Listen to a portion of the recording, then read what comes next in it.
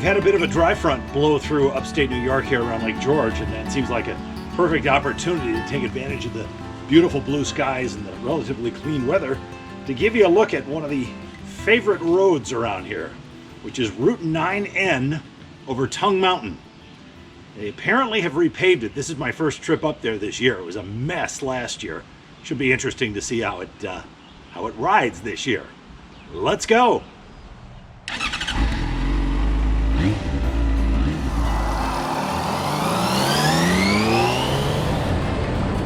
This is the part of Route 9N that's just north of the hamlet of Bolton Landing, and it's nicely paved. It's old pavement, but it's still reasonably smooth. By the way, that road on the left there, that's the only way back to civilization for quite a long distance.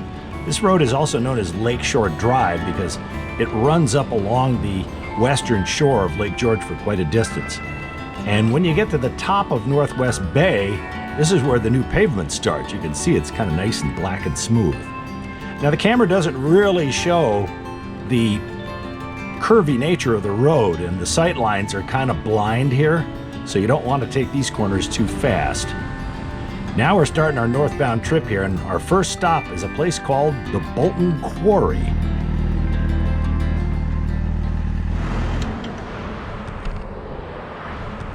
It's kind of a nice little rest stop here because there's this very carved out little pond here. And yeah, there's a little traffic noise going by it, so it's not exactly the wilderness. But down here in the bulrushes, or whatever those things are, there's a gazillion pollywogs. Let's see if we can sneak up on them.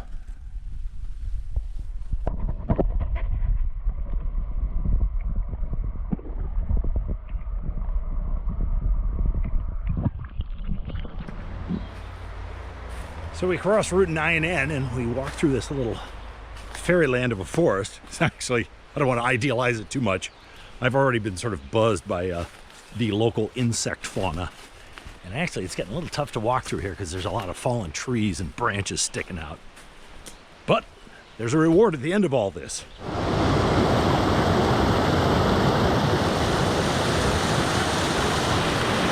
This is Northwest Bay Creek, and it flows eventually into Lake George, emptying out some part of the Adirondacks. And there's a horseshoe-shaped rapids and waterfalls here. And back when I was young and foolish, I went swimming here once in that lower pool. And eventually I put my mask on and looked underneath, and there was a giant snapping turtle there. Not conducive for safe swimming.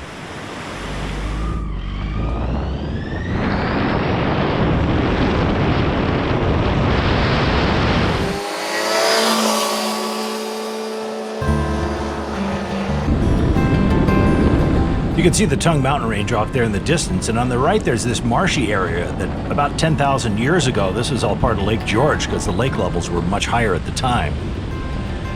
Then we start hitting some serious altitude climbing here. After a big curve, we get into a fairly straight stretch of road, which is nice because there's no driveways or houses or anything along here. It's just pure wilderness, left and right.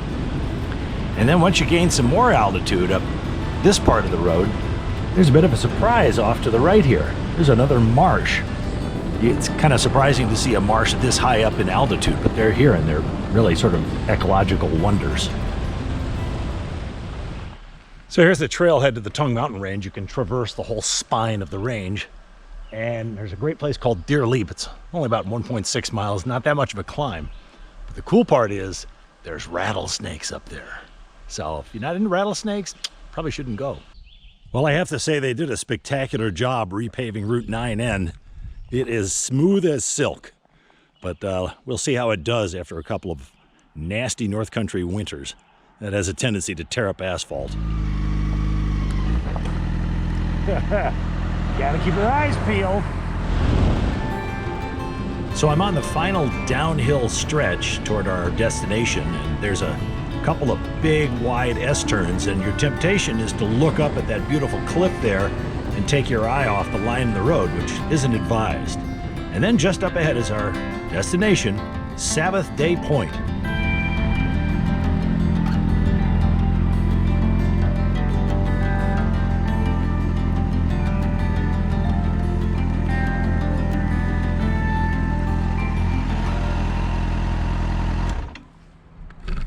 Well, time to enjoy the scenery.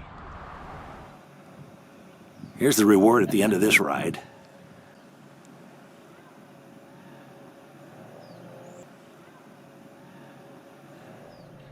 And we're really in the northern sector of Lake George.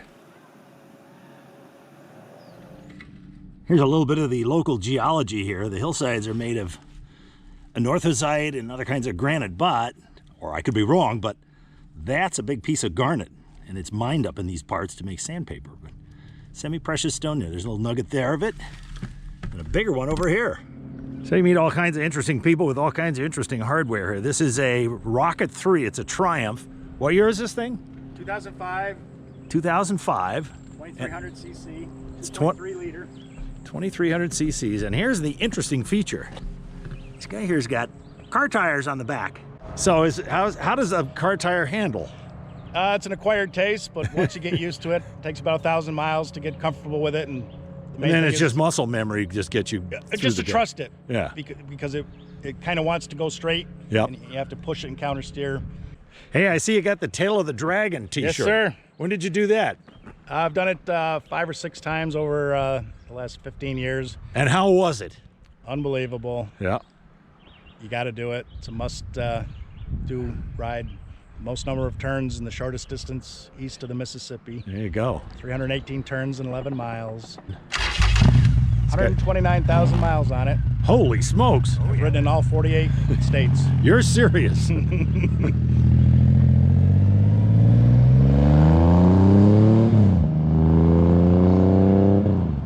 Here's one thing I don't object to is a big ugly guardrail here, and people are using it for graffiti. And it's kind of like the Cupid newspaper here. You can kind of keep up with who's with whom here. So Bill and Marion are a deal. Sejai and Caitlin as of 2019. Chris and Jen are still going strong, I hope, because it's only still 2019. And then Carrie, I love you this much. Good for, looks like Kevin. And let's not forget about Renee and Ernie 2 years ago. Hope you guys are still an item.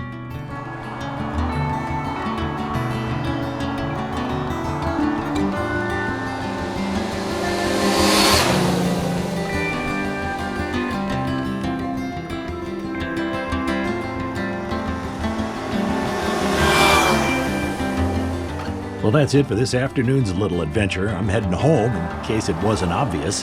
Thanks for coming along. Good night, everybody.